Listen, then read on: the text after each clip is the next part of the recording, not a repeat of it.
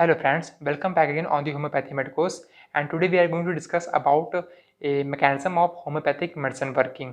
ठीक है, और you can say what are the reason or principle involved in the homeopathic medicine, okay, during its curing the disease. ठीक है, तो इसको जो है हैंडमैन सर ने हमारे एफॉर्स नंबर 63 से लेकर 69 के बीच में एक्सप्लेन किया था. ठीक है, तो इसमें सबसे मोस्ट इम्पॉर्टेंट चीज़ जिसके थ्रू जो है हमको पढ़ना बहुत ज़रूरी है वो है हमारा प्राइमरी और सेकेंडरी एक्शन. ठीक है, primary action of the medicine and secondary action of the vital force. बाकी जो हमारे एफॉर्जम हैं, ठीक है, अगर आपको ये प्राइमरी और सेकेंडरी एक्शन अगर आपको समझ में आ जाएगा, ठीक है, तो बाकी की जो एफॉर्जम नंबर हैं 63 से लेकर 69 तक वो आपको बहुत ही आसानी से और अंडरस्टैंडिंगली आपको समझ में आ जाएगा. ठीक है, सो क्या करते हैं, एक बार हम क्विक रिव्यू कर लेते हैं कि किस एफॉर्जम में क्या क्या हैंडमैन सर ने एक्सप्लेन किया था.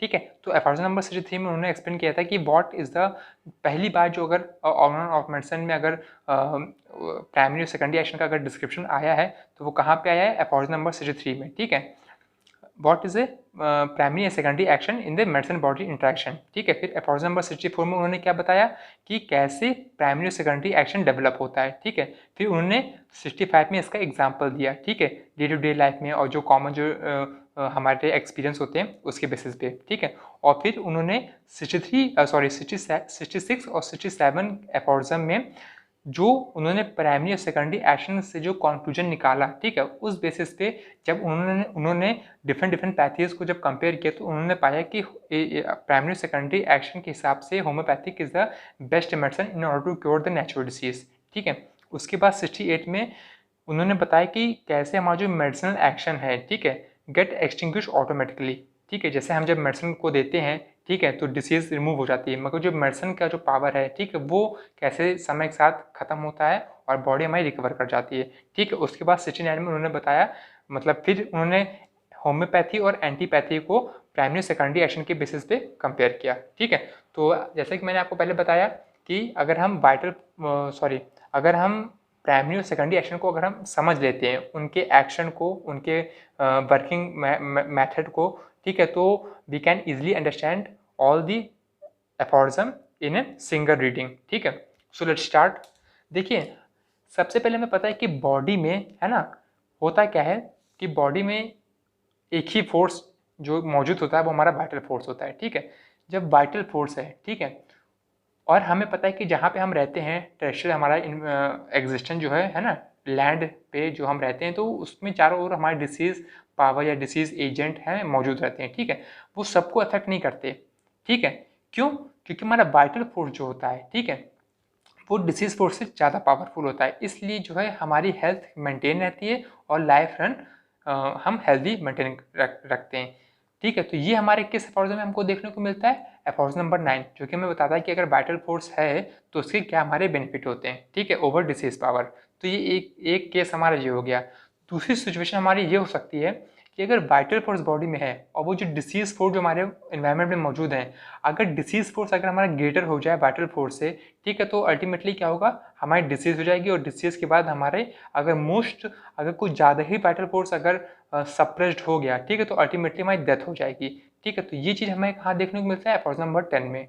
ठीक है, in the absence of vital force के नाम से जो हमारा स्टार्टिंग है एफॉर्जम नंबर 10 की. ठीक है, तो अब हम समझते हैं कि प्राइमरी और सेकेंडरी एक्शन होते क्या है. जब भी कोई डिसीज जब पर्सन को इन्वेड करती है, ठीक है, तो कैसे हम जब उसको मेडिसिन देते हैं और कैसे पर्सन जो है ठीक होता है. ठीक है, so all this are going to learn through this video. ठीक है, सो देखिए, सबसे पहले स्टार्ट करने के लिए हमको 3 रूल जो हैं वो हमें याद रखने. क्या है रूल? पहला रूल क्या है कि स्ट्रॉन्गर फोर्स, ठीक है, stronger force repel the weak force.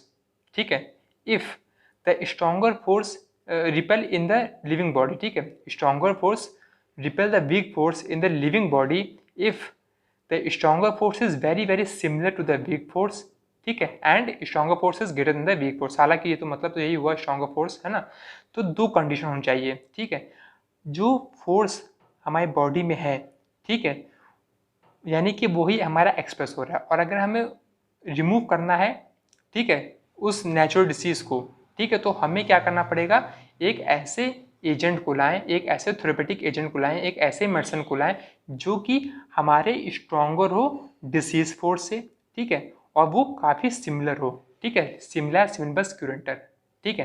तो ये हमें कहाँ देखने को मिलता है, एफर्ट नंबर 26 में, a weaker dynamic affection is permanently extinguished by the stronger one if the stronger agent is very very similar to the weaker one and it is stronger to the weaker one also, ठीक है। तो ये हमारा effort number 26 हो गया। दूसरा हमारा क्या कहता है रूल कि नो टू फोर्स और एनर्जी कैन एग्जिस्ट और can show its effect simultaneously in the living body, ठीक है। दैट मीन्स वाइटल फोर्स और disease force can not exist together, stronger one will express. मतलब क्या हुआ कि जो सिस्टम में एक ही एनर्जी हमारी रह सकती है कि तो डिसीज फोर्स या फिर वाइटल फोर्स। अब कौन रहेगा ये डिपेंड करता है उनके स्ट्रेंथ पे। डिसीज फोर्स अगर ज़्यादा पावरफुल है तो डिसीज बॉडी शो करेगी, अगर वाइटल फोर्स ज़्यादा डोमिनेट है तो हमारी बॉडी हेल्दी रहेगी, ठीक है। और तीसरा जो पॉइंट है जो हमें ध्यान में रखना है, vital force always oppose the changes imparted to it. मतलब जो वाइटल फोर्स है हमारा, ठीक है, वो क्या करेगा, उसमें कोई भी बॉडी में अगर चेंजेस आ रहे हैं, सिस्टम में कोई चेंज कर रहा है, ठीक है, सिस्टम में कोई चेंजेस आ रहे हैं तो जो सिस्टम की जो एनर्जी यानी कि वाइटल फोर्स उस चेंज को वो अपोज करेगी, ठीक है, सिस्टम के चेंज को वो अपोज करेगी, ठीक है। तो ये हमारे 3 पॉइंट जो है जिनको हमें ध्यान में रखना है, ठीक है। आइए अब हम देखते हैं कि कैसे हमारे वर्क करते हैं। जैसे देखिए हम एक सिचुएशन ले रहे हैं, ठीक है, जिसमें let us the body is suffer from the diarrhoea जो कि डिसीज फोर्स है, ठीक है। अगर पर्सन अगर डायरिया से सफ़र कर रहा है, ठीक है, तो इसका मतलब क्या हुआ कि अगर ये हमारी स्क्वायर अगर हमारा बॉडी है, ठीक है, तो इसमें डायरिया फोर्स है जो कि हमारे ग्रेटर है किससे, वाइटल फोर्स से। D stand for diarrhoeal force या फिर डिसीज फोर्स, ठीक है।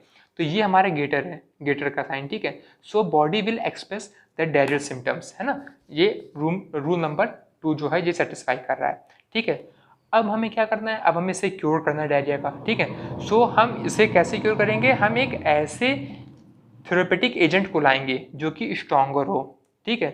नाउ इफ थेरेपेटिक एजेंट या फिर मेडिसिन फोर्स टी, ठीक है, which is very very similar in giving diarrhoeal symptoms in a body causes the repel of the natural disease from the body under the influence of T, ठीक है। यानी कि ये rule number 1 है, यानी कि अगर हम किसी थेरेपेटिक एजेंट को लाएं जो कि जिसका मैनिफेस्टेशन जो बॉडी में जब उसको दिया जाए थेरेपेटिक एजेंट को वो भी डायरियल सिम्टम्स कॉज करे, ठीक है, और साथ साथ वो क्या हो, जो डिसीज़ है उसकी उससे ज़्यादा पावरफुल हो। तो 2 कंडीशन, एक सिमिलर होना चाहिए डिसीज फोर्स से, दूसरा हमारा स्ट्रॉन्गर होना चाहिए, ठीक है। तो यही है द नेचुरल डिसीज या natural diarrhoea is from the body repel of the natural disease from the body under the influence of T if disease force और थेरेपेटिक एजेंट दोनों का सिमिलर क्लिनिकल मैनिफेस्टेशन है और जो थेरेपेटिक एजेंट है वो ज़्यादा पावरफुल है, ठीक है। सो अगेन यहाँ पे एफर्ट नंबर 26 की रूल हमारा यहाँ पे अप्लाई किया गया है, ठीक है।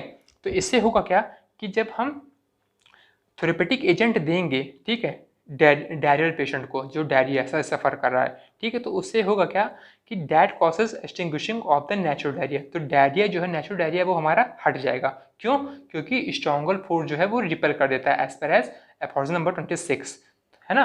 तो हुआ क्या इससे कि जो action which is perform by the medicine on the body is known as primary action, ठीक है। तो जो प्राइमरी एक्शन हमारा होगा वो क्या होगा, जो मेडिसिन एक्शन है, ठीक है, जो मेडिसिन हमारे बॉडी के ऊपर इफेक्ट कर रहा है वही हमारा जो है हमारा थेरेपेटिक एजेंट या फिर हमारा प्राइमरी एक्शन है, ठीक है। और इसका जो डिस्क्रिप्शन हमारे कहाँ पे दे रखा है, एफर्ट नंबर 64 में, ठीक है। तो यानी कि हम नटशेल में बोल सकते हैं कि अगर हमारा थेरेपेटिक एजेंट, डिसीज फोर्स और वाइटल फोर्स, इनमें जो सुपीरियरिटी ऑर्डर है हमारा क्या होगा, ये होगा in the term of power या एनर्जी।